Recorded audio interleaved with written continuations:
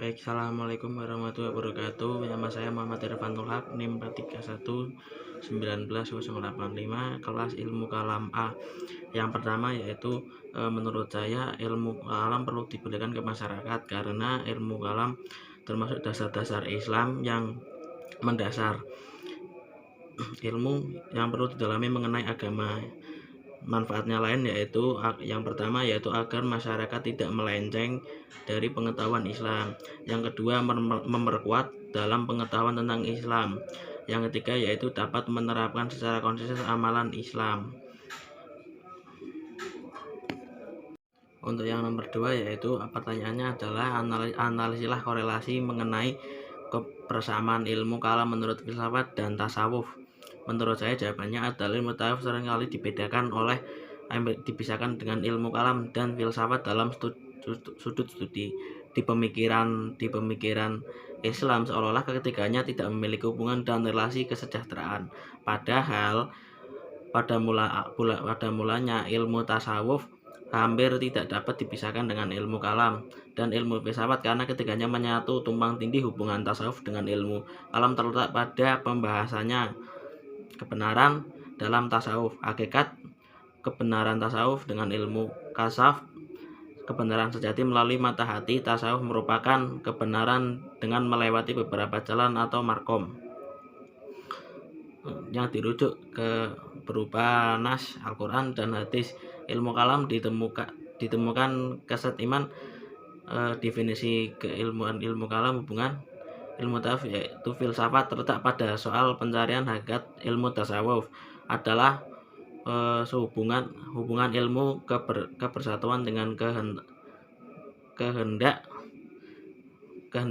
kebenaran mutlak, pengetahuan mistik menurut jalan dan sunnah. Sedangkan filsafat tidak dimasukkan dengan filsafat di paripatik yang nasionalitik, tetapi seluruh mazhab intelektual dalam kultural Islam yang berusaha mencapai pengetahuan sebab awal melalui daya intelek Syahrin Safa terdiri dari filsafat dedes komprehensif atau partai umum intelektual yang intuitif yang sebetulnya sama dengan ajaran tasawuf filsafi. Yang nomor 3 yaitu pemikiran aliran Hawarid, Mu'tazilah, Jabariyah, Qadariyah dan Mu'tazilah dan Asy'ariyah. Dan aliran manakah yang mendominasi di Indonesia? Menurut saya aliran mendominasi Indonesia yaitu aliran Jabariyah, karena setiap manusia terpaksa oleh takdir dan tanpa memiliki pilihan dan usaha dalam perbuatannya, atau Tuhan berkehendak atas manusia.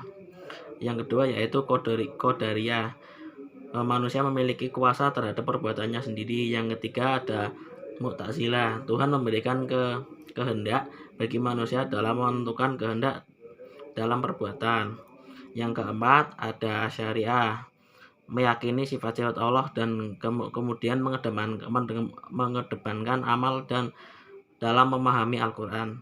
Yang kelima yaitu Khawarij, orang Islam tidak paham dengan mereka, bukan orang mukmin dan bukan musyrik. Yang keenam ada Mujriyah, aliran yang netral terhadap penerapan pelaku yang lainnya. Yang ketujuh ada aliran yang mendominasi di Indonesia adalah Sunni atau Asy'ariyah dan Ahlu Sunnah. Alasannya yaitu karena diterima karena aliran Ahlu Sunnah berpegang teguh mengikuti sunnah Nabi Muhammad. Dan yang keempat yaitu apakah perbedaan antara aliran tentang iman dan kufur. Yang pertama yaitu Al-Khawarij, yang kedua yaitu aliran Marji'ah, yang ada aliran Mu'tazilah, yang keempat ada aliran Asy'ariyah, dan yang kelima ada aliran Mu'taziliyah. Dan perbandingannya antara Tuhan dan perbuatan manusia, yang pertama yaitu perbuatan Tuhan. Yang pertama kewajiban Tuhan terhadap manusia.